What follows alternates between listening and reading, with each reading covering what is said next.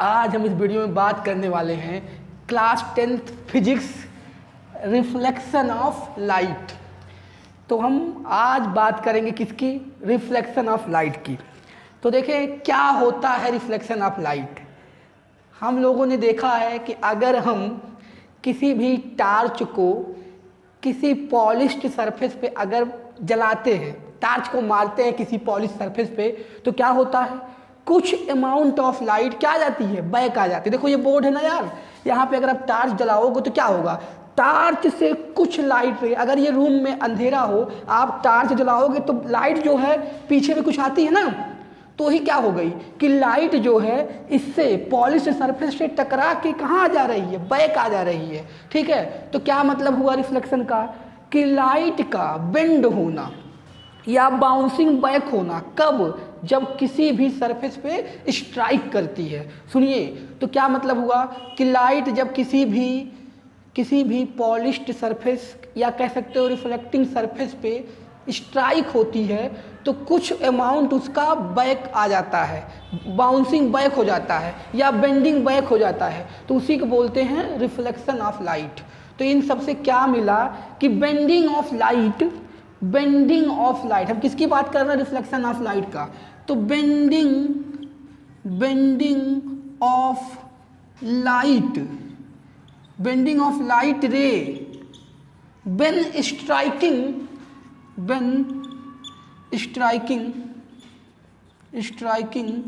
any polished या reflecting surface, any polished or reflecting surface, bending of light ray when striking any polished or reflecting surface is known as क्या? Reflection of light. तो इसको सही से कैसे बता सकते हो? द फिनोमिना ऑफ बेंडिंग या bouncing back, the phenomena of bending of light when striking any polished या reflecting surface is known as reflection of light. और देखो ये भी कह सकते हो the phenomena of bending of light in same medium. यहाँ ध्यान देना है, सेम मीडियम में ही बेंड होती है। जब हम लोग रिफ्रैक्शन पढ़ेंगे तो रिफ्रैक्शन में क्या होता है? दो मीडियम में होती है, लेकिन रिफ्लेक्शन क्या होता है? लाइट रे एक ही मीडियम में जाती है और उसी में वापस आती है, दूसरे मीडियम में नहीं होता है। रिफ्लेक्शन एक ही मीडियम में होता है, जब किसी बाउंड्री से स्ट्राइक करती है लाइट रे तो उसी मीडियम में वापस आती है, उसी को बोलते हैं रिफ्लेक्शन ऑफ लाइट। तो इसको और अच्छे से समझने के लिए हम लोग आगे चलते हैं। क्या हुआ, मान लेते हैं, अब हम बात करते हैं कि हमारे पास कोई रिफ्लेक्टिंग सरफेस है। अरे यार मान लेते हैं मिरर है, मिरर मान लेते हैं या अदर कोई पॉलिश्ड सरफेस हो। ठीक है, तो देखिए यहाँ पे मान लीजिए हम बना लेते हैं, चलिए रिफ्लेक्टिंग मिरर भी बना लेते हैं मिरर। तो ये देखो क्या है आपका, ये आपका मिरर है। इस मिरर पे अब आएगी क्या आएगी? कोई लाइट रे। अब इस मिरर पे एक लाइट रे आ रही है, ऐसे क्या हो रही है? एक लाइट रे आ रही है, एक लाइट रे स्ट्राइक हो रही है, एक लाइट रे फॉल हो रही है। तो ठीक है, अब देखो यार इसको थोड़ा बनाते हैं कैसे। जो लाइट रे जहाँ पे फॉल होती है वहाँ पे एक क्या ड्रा करते हैं? नॉर्मल। और जहाँ पे फॉल हुई उसको क्या बोलते हैं? जहाँ पे फॉल हुई या जहाँ पे स्ट्राइक हुई उसे बोलते हैं इंसिडेंट पॉइंट। जहाँ पे फॉल हुई लाइट रे, जहाँ पे स्ट्राइक हुई, किस पे? रिफ्लेक्टिंग सरफेस पे। यहाँ पे फॉल हुई है, यहाँ पे स्ट्राइक हुई है, एक नॉर्मल ड्रा करेंगे। नॉर्मल क्या होता है यार? इसके परपेंडिकुलर होता है। किसके परपेंडिकुलर होता है? इस मिरर के या इस रिफ्लेक्टिंग सरफेस के क्या होता है? वो परपेंडिकुलर होता है। अब क्या होता है, ये लाइट रे आई, यहाँ पे नॉर्मल ड्रा की, इसी से फिर उसी मीडियम में क्या हो जाती है? बैक चली जाती है, बेंड हो जाती है। ठीक है, तो ये हम लोग क्या देख रहे हैं? क्या देख रहे हैं यार? रिफ्लेक्शन देख रहे हैं। किस पे? किसी भी रिफ्लेक्टिंग सरफेस या कह लो मिरर पे देख रहे हैं। अब देखो जो नॉर्मल ड्रा किए थे उसको एन डैश मान लो, इसको क्या मान लें? ओ मान लें कि क्या है वो? Incident point. क्या है? Incident point. ये तुम्हारा क्या है यार? Incident point. ठीक है, जहां पे लाइट रे स्ट्राइक हुई या फॉल हुई है उसे इंसिडेंट पॉइंट बोलते हैं। ठीक है, तो और क्या क्या इसमें समझना है, देखो इसको ए मान लो, इसको बी मान लो। ठीक, तो यहाँ पे क्या क्या हुई, देखिए क्या दिखाया गया है, रिफ्लेक्शन दिखाया गया है। लाइट रे आई, यहाँ पे फॉल हुई, फिर यहाँ पे हम लोग ने नॉर्मल ड्रा किया, इससे जो है बेंट हो गई। तो ये जो लाइट रे फॉल होती है कहाँ पे, रिफ्लेक्टिंग सरफेस पे, जो लाइट रे रिफ्लेक्टिंग सरफेस पे स्ट्राइक होती है या फॉल होती है उसे क्या बोलते हैं यार, इंसिडेंट रे। क्या बोलते हैं, इंसिडेंट रे। जो लाइट रे सरफेस पे स्ट्राइक या फॉल होती है इसे क्या बोलते हैं, इंसिडेंट रे या इंसिडेंस लिख सकते हो। ये देखो यार स्पेलिंग चेक करना, इंसिडेंट रे लिखा हुआ है, थोड़ा सही लिखा नहीं हो, जानी जाए लेकिन इंसिडेंट रे लिखा है। ठीक, तो इंसिडेंट रे, और जो लाइट रे उस मीडियम में वापस चली गई है, बाउंसिंग बैक हो गई है, उसे क्या बोलेंगे, रिफ्लेक्टेड रे। क्या बोलेंगे, रिफ्लेक्टेड रे, जो उस मीडियम में कहाँ चली गई है, बैक। ठीक, उसके बाद बात करें हम, ये जो यहाँ पे परपेंडिकुलर ड्रा किया जाएगा उसको क्या बोला जाएगा यार, नॉर्मल रे। क्या बोला जाएगा, नॉर्मल रे। ठीक, और यहाँ पे एक चीज़ और, यहाँ पे एक एंगल डिफाइन किया जाता है, एक यहाँ पे भी, तो ये एंगल आई और ये एंगल आर, इसे बोलते हैं एंगल ऑफ इंसिडेंट और ये एंगल ऑफ रिफ्रैक्शन। अभी एक एक चीज़ों को डिस्कस किया जाएगा। अभी ये क्या बनाया गया, आपको एक डायग्राम बना के दिखाया गया कि किस तरह से एक आएगी, क्या, लाइट रे, एक लाइट रे आएगी और रिफ्लेक्टिंग सरफेस पे टकराएगी और फिर वापस उसी मीडियम में जाएगी, तो ये हो जाएगा रिफ्लेक्शन। ठीक है, क्या हुआ है, लाइट रे आई, यहाँ टकराई, फिर वापस गई, इसी को बोलते हैं रिफ्लेक्शन। और रिफ्लेक्शन के ये सब टर्म है, इंसिडेंट रे, रिफ्लेक्टेड रे, ये सब चीज़ें। ठीक है, तो ये तुम्हारा क्या बनाया गया है, मिरर पे कैसे होता है रिफ्लेक्शन उसको दिखाया गया है। ठीक है, इस तरह से डायग्राम बनेगा। ये आपका है इंसिडेंट रे, ये है रिफ्लेक्टेड रे, और ये है नॉर्मल रे, और ये है इंसिडेंट पॉइंट। तो ठीक है, तो अब एक बात और बता दिया जाए कि कितना अमाउंट ऑफ लाइट रिफ्लेक्ट होगा।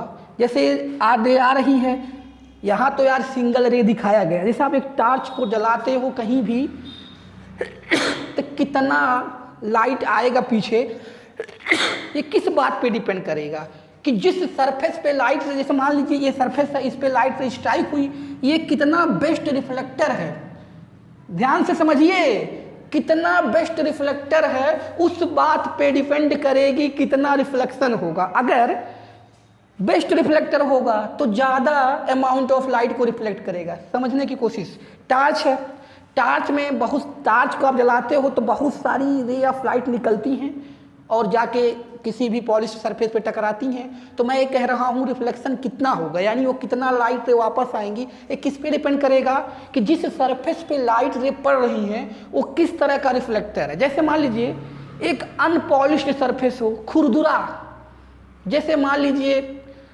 कोई बालू का ढेर हो गया, इस तरह से हुआ, या दीवार है जो खुरदुरा है, उसको मैंने वो प्लास्टर वगैरह उस तरह नहीं किया गया है, उस पर टार्च जलाओ, और एक जिस पे बढ़िया से टाइल लगा हो उस पर टार्च जलाओ, तो जो टाइल लगा हुआ है यानी वो क्या है, एकदम स्मूथ सरफेस है, तो उससे ज़्यादा लाइट रे आएंगी पीछे, और जो खुरदुरा सरफेस है उसी में एब्जॉर्ब जाएंगी, कम आएगी। तो जो जिससे लाइट ज़्यादा आ रही है मतलब वो क्या हुआ, बेस्ट रिफ्लेक्टर हुआ। तो सुनिए, तो रिफ्लेक्शन, अमाउंट ऑफ रिफ्लेक्शन किस पे डिपेंड करेगा कि कौन सरफेस कैसा है जिस पे रे ऑफ लाइट पड़ रही है। तो देखिए सिल्वर मेटल जो होता है, polished silver metal are best reflector. Metal भी देखिए रिफ्लेक्टर होते हैं, पॉलिश्ड मेटल सरफेस। तो सिल्वर जो हमारा सिल्वर होता है, polished silver metal surface, silver यानी एजी, सिल्वर मेटल सरफेस को पॉलिश कर दिया जाए तो ये बेस्ट रिफ्लेक्टर होता है। लगभग 95% ले ऑफ लाइट को क्या कर देता है, ये रिफ्लेक्ट कर देता है। ठीक है, तो अगर हम कोल की बात करें, कोल की बात करें, कोल कैसा होगा, बेड रिफ्लेक्टर होगा, वो लगभग 4% ही, 4-5, ये सब एक्सपेरिमेंटली देखा गया है, 4-5% ही लाइट को क्या करता है, रिफ्लेक्ट करता है। तो बेस्ट रिफ्लेक्टर क्या हुआ, पॉलिश्ड सिल्वर मेटल सरफेस। और बेड की बात करेंगे तो बहुत सारे होंगे, कोल भी हो गया, 4% करता है रिफ्लेक्ट, ठीक है। तो ये था रिफ्लेक्शन की क्या था, रिफ्लेक्शन का आपको मिरर पे डायग्राम बताया गया कि इस तरह होता है। अब हम बात करेंगे और ये बता दिया गया कि कितना अमाउंट ऑफ लाइट रिफ्लेक्ट होगी, ये किस बात पे डिपेंड करेगी, वो सरफेस कैसा है। अब दूसरी बात हम करते हैं terms related to reflection, reflection of light, जो टर्म्स रिलेटेड हैं इससे। अगर हम लोग किसी सरफेस पर रिफ्लेक्शन देख रहे हैं तो उसमें कौन कौन से टर्म रिलेटेड हैं। देखिए जैसे हम बात करें यहाँ पे डिफिनीशन की इंसिडेंट रे की, तो इसको जल्दी जल्दी आप समझ लीजिए, कोई बहुत बड़ी बात नहीं है। इंसिडेंट रे की बात करें, इंसिडेंट रे, तो देखिए इंसिडेंट रे क्या होता है। इंसिडेंट रे वहाँ पे हमने हेडिंग डाल दिया, आप समझिए, लिखने की जरूरत हो तो लिख सकते हैं, मैं बोल रहा हूँ आप उसी से लिख दीजिए, कोई दिक्कत की बात नहीं, जिसको लिखना हो लिख सकता है, आराम से बोल रहा हूँ मैं, 10 बार यहाँ नहीं लिखूंगा क्योंकि यार राइटिंग भी खराब है, कोई फायदा है नहीं। देखिए तो क्या होता है इंसिडेंट रे, इंसिडेंट क्या रे क्या होता है, the ray which strike, the ray which strike या स्ट्राइकिंग रिफ्लेक्टिंग सरफेस या polished surface, the ray which striking reflecting surface on reflecting surface known as क्या, इंसिडेंट रे, या द रे विच फॉल, जो फॉल होती है कहाँ पे, reflecting surface पे, पॉलिश्ड सरफेस पे, यानी जिस सरफेस पे रिफ्लेक्शन होता है उस सरफेस पे, क्या, the ray which fall on reflecting surface या the ray which striking on reflecting surface in known as क्या, इंसिडेंट रे। तो जिसको लिखना हो यार, इतना बोला हूँ लिख सकता है, ठीक है। जो रे क्या होती है, फॉल होती है या स्ट्राइक होती है रिफ्लेक्टिंग सरफेस पे, उसको क्या बोलते हैं, इंसिडेंट रे, ठीक। तो ये डिफिनीशन हो गई इंसिडेंट रे की। उसी तरह से अगर हम बात करें reflected ray,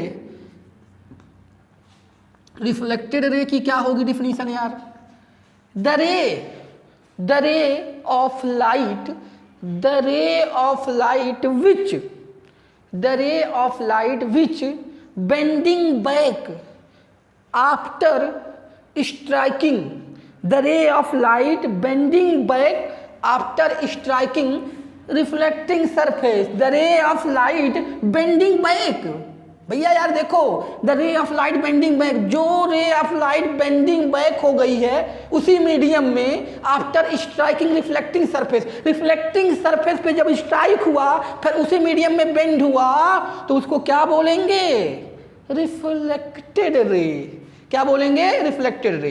the ray which bending back या bouncing back in same medium, same medium भी कह सकते हो, सेम मीडियम में ही जा रही है तो ऐसे भी लिख सकते हो, द रे, देखिए दो तरह से लिखो, the ray which bouncing back in same medium या the ray which bending back after striking the reflecting surface is known as reflected ray. जो रे इस पे स्ट्राइक होके उसी मीडियम में वापस जाती है उसे बोलते हैं रिफ्लेक्टेड रे। ये तो हो गया। नॉर्मल रे क्या होता है, नॉर्मल रे, नॉर्मल, अरे यार जिसको नोट चाहिएगा, हैंड राइटिंग नोट चाहिएगा तो वो कमेंट करेगा तो उसको नोट मिल जाएगा। ये सारी चीज़ें जो हम आपको बोल रहे हैं ये मेरे हैंड राइटिंग नोट बच्चे ने लिखा है, आपको उसमें PDF प्रोवाइड करवा दी जाएगी। अगर हम बात करें नॉर्मल रे, नॉर्मल रे की बात करें, नॉर्मल रे, तो नॉर्मल रे क्या होता है यार, normal ray, the ray which are perpendicular to incident point, the ray, या ऐसे लिख सकते हो, देखो क्या कहते हैं, the ray draw, the ray of light draw perpendicular to incident point. जो रे ऑफ लाइट ड्रा की जाती है परपेंडिकुलर टू इंसिडेंट पॉइंट, देखिए ये इंसिडेंट पॉइंट है, परपेंडिकुलर ड्रा किया जाता है कहाँ पे, ए रे, ऐसे लिखो, देखो इस तरह, ए रे ऑफ लाइट, ऐसे अपने से उसको समझ के लिखो, कोई वो नहीं है कि आप बुक की लैंग्वेज को रटो, क्या लिखना क्या समझना है, इसको कैसे डिफाइन करोगे नॉर्मल रे को। तो ये आपकी क्या है, ये है आपका रिफ्लेक्टिंग सरफेस, तो ऐसे लिखो, a ray of light drawn at या on, ray of light drawn on incident point perpendicular to reflecting surface, ray of light drawn incident point, देखो ये इंसिडेंट पॉइंट है, इसी पे रे ऑफ लाइट ड्रा किया गया है, ray of light drawn incident point perpendicular to reflecting surface known as normal ray. Perpendicular to reflecting surface known as normal ray. तो ये आपका क्या हो गया, नॉर्मल रे हो गया। नॉर्मल रे की डिफिनीशन यही है कि जो इंसिडेंट पॉइंट पे ड्रा की जाती है और रिफ्लेक्टिंग सरफेस के क्या होता है, परपेंडिकुलर होता है, उसी को बोलते हैं नॉर्मल रे। ठीक, अब हम बात करते हैं एंगल ऑफ इंसिडेंट की और एंगल ऑफ रिफ्लेक्शन की। तो देखें ये सब में किसी को कोई दिक्कत तो नहीं है यार। देखें अब आप बात करें हम एंगल ऑफ इंसिडेंट की। एंगल ऑफ इंसिडेंट क्या होता है इसकी बात करें। Angle of incident, angle of incident, angle of incident क्या होता है यार।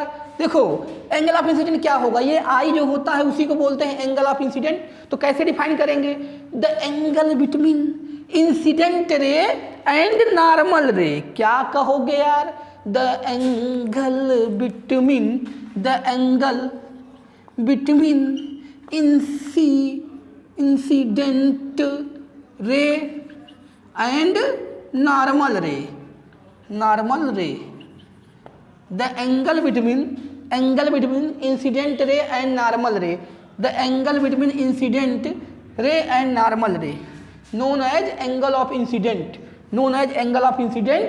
ठीक, तो एंगल जो होगा, एंगल कौन सा, A O N dash, A O N dash, that is क्या, angle I is angle of incident. ये एंगल आई क्या हो गया, एंगल ऑफ इंसिडेंट। उसी तरह से बात करें यार हम लोग अगर एंगल ऑफ रिफ्रैक्शन की बात करें, एंगल ऑफ रिफ्रैक्शन की, सॉरी रिफ्लेक्शन की बात, रिफ्रैक्शन तो आगे पढ़ेंगे यार, ये तो रिफ्लेक्शन चल रहा है। तो क्या है, एंगल ऑफ रिफ्लेक्शन की बात करेंगे। इंसिडेंट वाला समझ में आया यार, इन दोनों के बीच का एंगल। तो एंगल ऑफ क्या, reflection, angle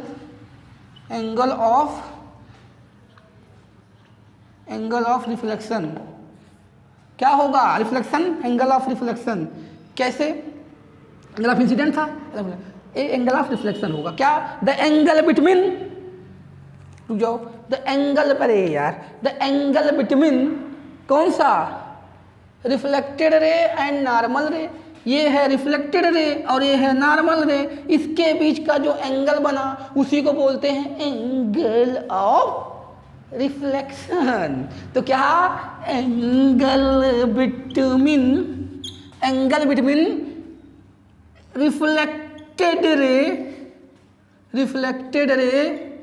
reflected ray and normal रे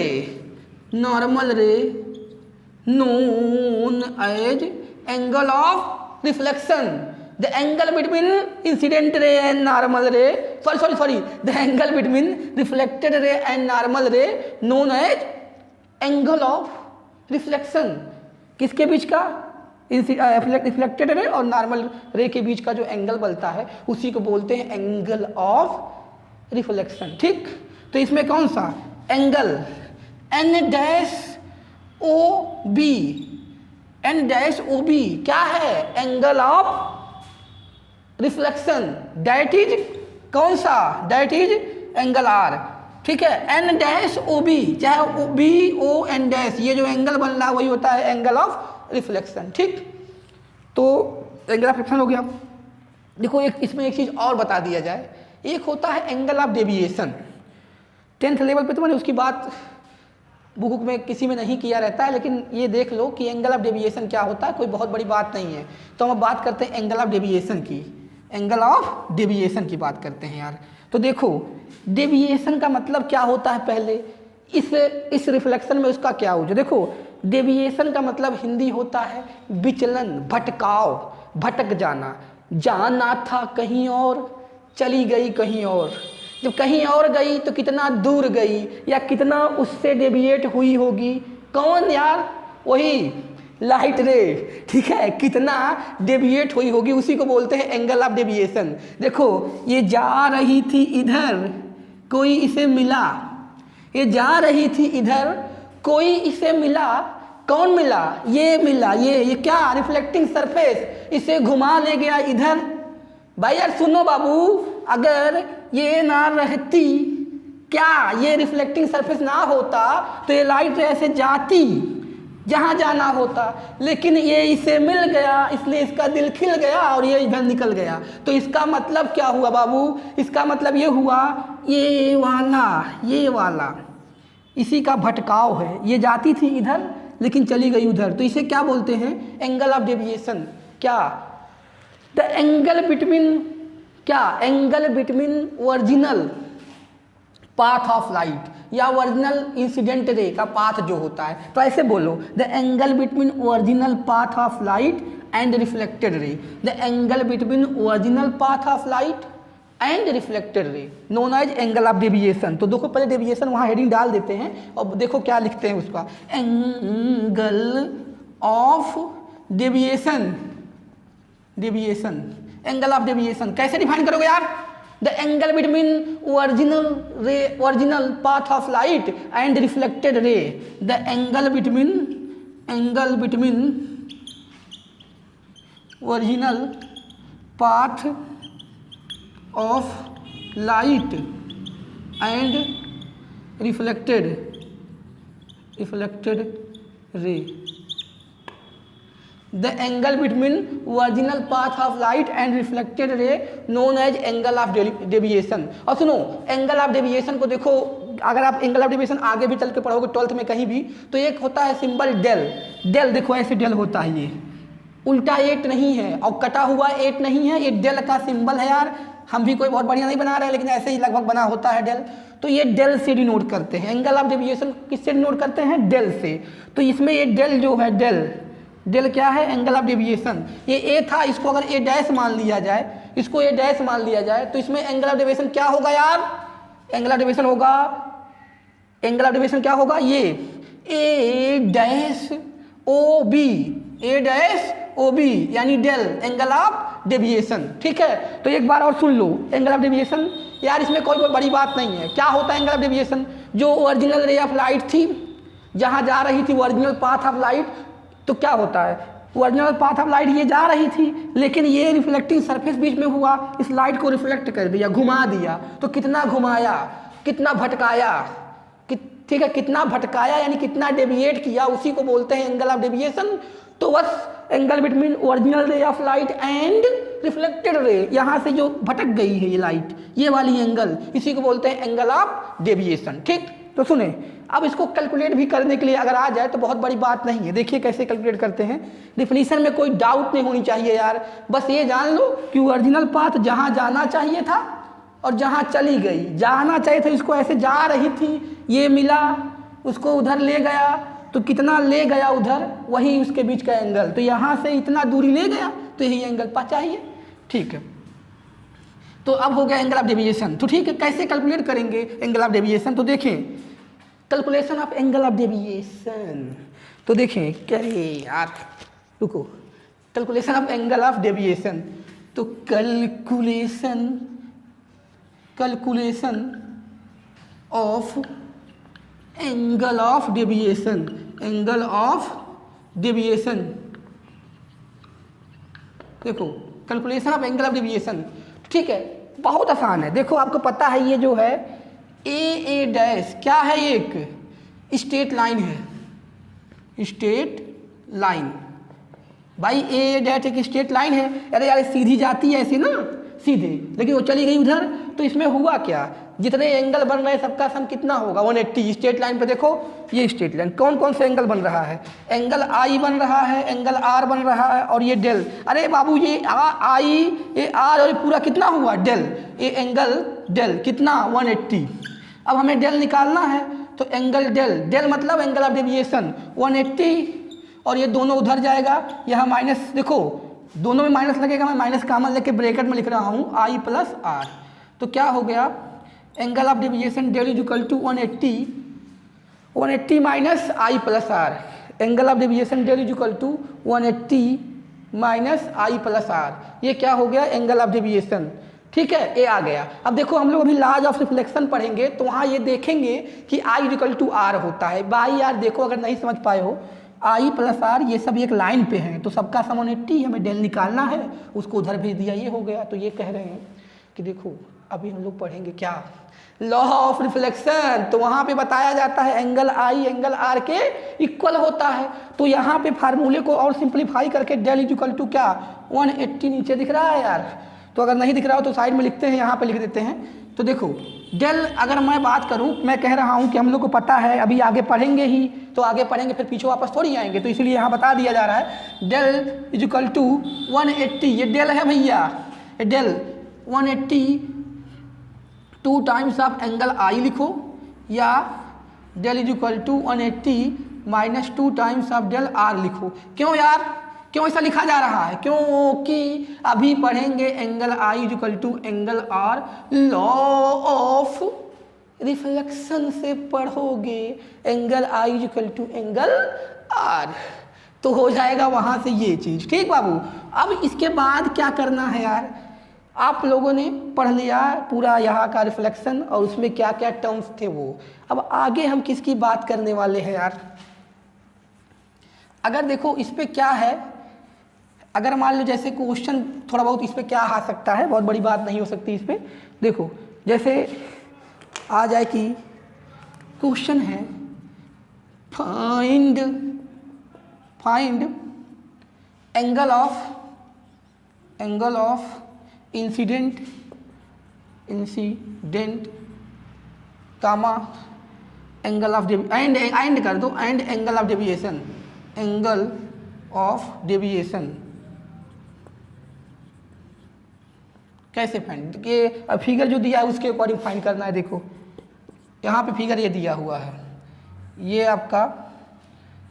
आपका क्या है, रिफ्लेक्टिंग सरफेस है। ध्यान से देखो यार, यहाँ पे ये तुम्हारा है कितना 60 नहीं 30 ले लेते हैं इसको, ये 30 डिग्री है, ये 30 डिग्री पे कोई लाइट रे फॉल हो रही है। देखिए ये 30 डिग्री पे कोई लाइट रे फॉल हो रही है, तो बताओ यार कितना होगा इसका incident ray, sorry angle of incident कितना होगा और वो एंगल ऑफ डेविएशन कितना होगा, ये पूछा है। देखिए ये इंसिडेंट रे है, यहाँ से 30 बना रही है, तो कह दो उठा के कि एंगल ऑफ इंसिडेंट 30 होगा। तो देखिए एंगल ऑफ इंसिडेंट 30 नहीं होगा, ध्यान से देखो क्या होगा एंगल ऑफ इंसिडेंट, कैसे पता चलेगा बताओ। यहाँ पे आपको ड्रा करना पड़ेगा पहले नॉर्मल, तो आधे लोग तो यही बता देंगे एंगल ऑफ इंसिडेंट, ये एंगल ऑफ इंसिडेंट नहीं होता है, एंगल बिटवीन नॉर्मल रे एंड इंसिडेंट रे। तो आपका ये इंसिडेंट रे है, तो ये वाला एंगल क्या होगा, एंगल ऑफ इंसिडेंट ये वाला होगा बाबू। तो कितना होगा यार, ये नॉर्मल रे आप पहले ड्रा करोगे इस पे, तब करोगे। देखो जिस तरह डायग्राम दिया था उस हिसाब से अगर नॉर्मल नहीं ड्रा कर रहे हो, इस तरह कंसीडर नहीं कर रहा, तो आप 30 मत बताओ, 30 थोड़ी है एंगल ऑफ इंसिडेंट, ये होता है। तो देखो ये पूरा 90 होता है, 30 माइनस कर दो 60, तो एंगल ऑफ इंसिडेंट कितना हो गया 60 हो गया। तो अब आपको पता है कि ये यहाँ से जाएगी उतने ही बनाएगी, क्योंकि अभी हम लोग पढ़ेंगे, बता दिया एंगल आई आर की, तो बता तो दिया है, बताना है अभी बाकी। तो यहाँ पे क्या है, ये हो गया 60। तो उस हिसाब से डेविएशन आपको पता है कि लाइट ऐसे जा रही थी, ये होगा, तो वही फार्मूला लगा दो, चाहे आपको पता ही है ऑनलाइन पे बन रही है, एंगल निकाल लेंगे 180 माइनस 2i या 2r, तो डेल क्या हो जाएगा, आई कितना होगा इंसिडेंट 60 हो गया। समझ में आया ना कैसे 60 हुआ, कोई दिक्कत तो नहीं ना बाबू। उसके बाद देखो तो कैसे निकालोगे यार, 180 माइनस 2i, 60 कितना हो गया 180, ये हो जाएगा 120, कितना आ गया यार 60 डिग्री। चेक कर लो भैया सही है, माइनस माइनस देख लेना, ज़्यादा मुझे उस तरह कैलकुलेशन दिक्कत होती है। तो कितना आ गया 60, कितना आ गया 60 आ गया, डेविएशन 60 आ गया। ठीक है, तो ये था आपका यहाँ पे। अगर इंसिडेंट ऐसे देगा तो यार ध्यान लगाना, ये आप लोगों को 10th में तो बहुत ज़्यादा इस तरह की नहीं बनती हैं, आगे आप जब ज़्यादा सही से पढ़ोगे इसको डेविएशन के बारे में, लेकिन इंसिडेंट निकालना इस तरह आना चाहिए। ठीक है, अब हम बात कर लेते हैं लॉज ऑफ रिफ्लेक्शन की। हाँ, उसके बाद हमारा ये चीज़ें रिफ्लेक्शन से रिलेटेड छोटी छोटी चीज़ें खत्म हो जाएंगी। तो लॉज ऑफ रिफ्लेक्शन क्या कहता है उसकी बात करें। लॉज ऑफ रिफ्लेक्शन क्या कहता है, देखो बहुत बड़ी बात नहीं है लॉज ऑफ रिफ्लेक्शन, दो चीज़ें सिंपली है। ये मान लो आपका एक प्लेन सरफेस है, यहाँ पे लाइट रे आ रही है, तो यहाँ पे क्या ड्रा करोगे नॉर्मल, इसके परपेंडिकुलर ये किधर आई, ये इंसिडेंट रे हो गई और ये हो गई रिफ्लेक्टर रे, इंसिडेंट पॉइंट हो गई, प्लेन है, ये है आपका इंसिडेंट रे, ये है रिफ्लेक्टेड रे। ठीक है, ये आई हो जाएगा और ये आर हो जाएगा। तो जानते हो पहला क्या पॉइंट है इसका लॉज ऑफ रिफ्लेक्शन का, पहला पॉइंट है कि जो हमारा इंसिडेंट रे होता है, रिफ्लेक्टेड रे होता है, incident point are lie in same plane. अब ये क्या हुआ सेम प्लेन में लाई करने का मतलब, देखिए जैसे मान लो एक बोर्ड है, ये एक बोर्ड है, तो अगर रिफ्लेक्शन इस पे हो रहा, एक प्लेन है बोर्ड ये, तो सारी चीज़ें क्या इंसिडेंट रे, रिफ्लेक्टेड रे, नॉर्मल रे, जो भी चीज़ें हैं इंसिडेंट पॉइंट ये कहीं प्लेन में होगा, दूसरे प्लेन में नहीं जाएगा। जैसे आपने पढ़ा होगा ज्योमेट्री में, अभी 2D की बात करें, ये X X dash, Y dash, ये हो गया ओरिजिन। तो जैसे मान लीजिए वाई, ये वाई डैश वाई यानी ए एक्स वाई प्लेन हो गया, ठीक है। अगर मान लीजिए अब 3D में जाते तो एक्स वाई वाई जेड इस तरह तमाम प्लेन बनेगा, यहाँ भी वही चीज़ें हैं। तो ये रिफ्लेक्शन जो होता है एक ही प्लेन में होता है, तो आप क्या लिखोगे कि इंसिडेंट रे, रिफ्लेक्टेड रे,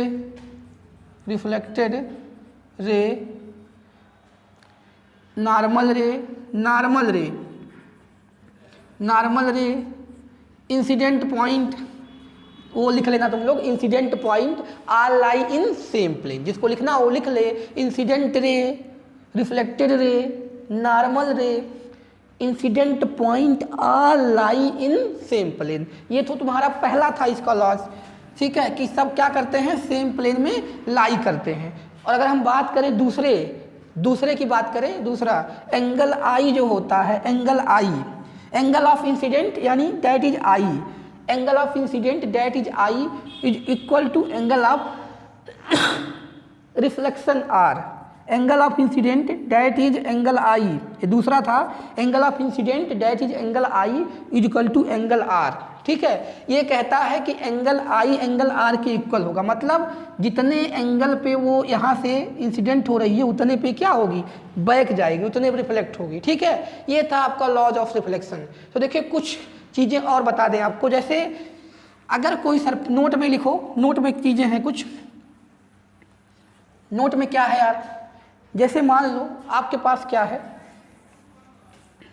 ये आपके पास नोट का पहला पॉइंट है, ये आपके पास एक रिफ्लेक्टिंग सरफेस है। अगर इस पे कोई लाइट रे परपेंडिकुलरली या नॉर्मली इंसिडेंट होती है तो आपको बताना है एंगल ऑफ इंसिडेंट और एंगल ऑफ रिफ्लेक्शन। देखो क्या है यार कि इस पे कोई लाइट रे नॉर्मली इंसिडेंट हो रही है, नॉर्मली ये इंसिडेंट रे है, ये क्या है इंसिडेंट रे। तो क्या बताओगे इस पे एंगल ऑफ इंसिडेंट, ये तो है इंसिडेंट रे है, ये क्या है रिफ्लेक्टिंग सरफेस है, ये क्या है, या मिरर कह दो, रिफ्लेक्टिंग सरफेस कहो या मिरर कहो, ये रिफ्लेक्टिंग सरफेस है, रिफ्लेक्टिंग सरफेस है आपका ये, ठीक है। तो इसको रिफ्लेक्टिंग सरफेस कहो या मिरर कहो। तो इसमें आपको बताना है एंगल ऑफ इंसिडेंट क्या होगा, यहाँ आपको क्या बताना है angle of incident, angle of incident, angle और एंगल ऑफ रिफ्लेक्शन। और एक चीज और बता दो एंगल ऑफ डेविएशन,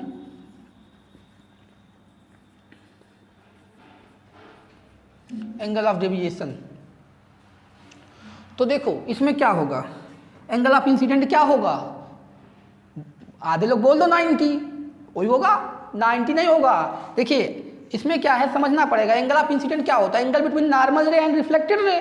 तो ये तो जो नॉर्मली इंसिडेंट हो रही है यानी नॉर्मल रे इसी पे कोइंसाइड करेगा, क्योंकि भैया नॉर्मल तो इसके परपेंडिकुलर होगा और ऑलरेडी इंसिडेंट रे इसके परपेंडिकुलर है यार। तो दो हैं, एक तो लाइट रे जो नॉर्मल जाएगी इसी पे जाएगी, तो दोनों ऐसे हो जा रहे हैं, दोनों के बीच का एंगल कितना होगा 0। तो एंगल ऑफ इंसिडेंट कितना होगा 0, और ये रिफ्लेक्टेड रे भी उसी पे जाएगी तो ये भी क्या होगा 0।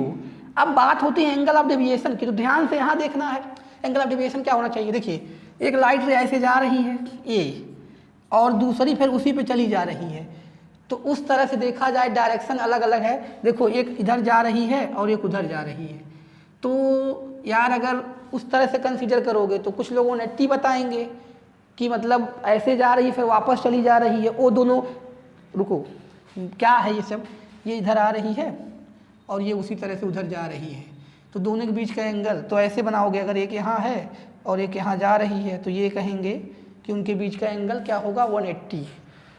तो ये कहना उतना उचित थोड़ी होगा, यहाँ पे वो भी हो जाएगा डेविएशन, क्योंकि कोई विचलन नहीं हुई है, उसी पाथ पे चली जा रही है। 180 के बारे में सोचना कि 180 होना चाहिए कि 0, इसको मैं, जिसको जो समझ में आ जाएगा वो कमेंट करना कि इसका एंगल ऑफ डेविएशन 0 होगा कि 180 होगा।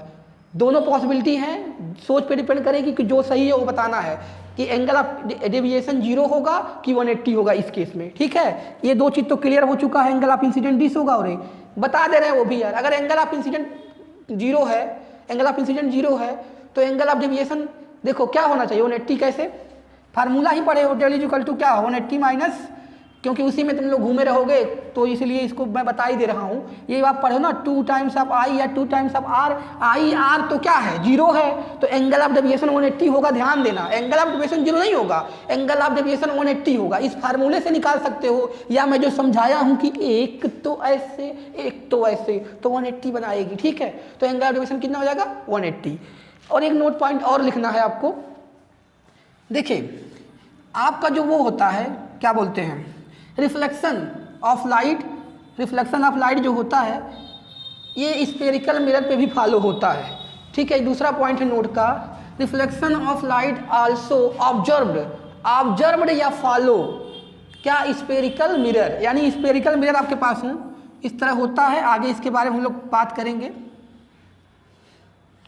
ये हो गया स्फेरिकल मिरर आपका, तो इसको भी मतलब ये भी रिफ्लेक्शन को फॉलो करती है। क्या हुआ, अगर एक रे ऑफ लाइट इस पर इंसिडेंट हो रहा है, एक रे ऑफ लाइट इस पर इंसिडेंट हो रहा है, तो यहाँ क्या ड्रा करेंगे नॉर्मल, और ये क्या हो जाएगी बैक चली जाएगी, ये लाइट से बैक चली जाएगी। ये तुम्हारा क्या है एन डैश है, नॉर्मल है, ये ओ ले लो, ये बी, तो ये भी क्या करोगी, ये भी फॉलो करती है स्फेरिकल मिरर। कॉन्वेक्स कॉनकेव होता है, पॉलिश सरफेस है, आगे हम लोग पढ़ेंगे। ये इस तरह भी सरफेस होता है अगर, तो भी ये क्या करती है रिफ्लेक्शन होता है इस पर, रे ऑफ लाइट आती है अगर, देखिए ऐसे आएगी ऐसे चली जाएगी, इस पे भी होगा। ठीक है, इधर वाला सरफेस पॉलिश्ड है, तो एक कॉनकेव होता है, कॉन्वेक्स होता है, आगे बात करेंगे। बस आपको यहाँ ये बताना था कि जो आपका ये होता है क्या रिफ्लेक्शन, वो हमारा होता है किस पे, जो हमारा रिफ्लेक्शन होता है ना वो स्फेरिकल सरफेस पे भी होता है। ठीक है, तो इस तरह से ये था पूरा रिफ्लेक्शन का इंट्रोडक्शन कह लो, ठीक है, या पूरा कॉन्सेप्ट कह लो। तो रिफ्लेक्शन का पूरा इतना कवर हो चुका है। अब हम रिफ्लेक्शन के आगे की बात करेंगे। ठीक है, तो ये इतना था रिफ्लेक्शन के बारे में। ठीक, तो इस, हाँ ये बताओ, अगर किसी को कोई डाउट हो तो कमेंट करेगा तो मिल जाएगा यार। किसी को इस चैप्टर के किसी टॉपिक की वीडियो चाहिए तो वो कमेंट कर सकता है। ठीक, तो इस वीडियो में इतना ही।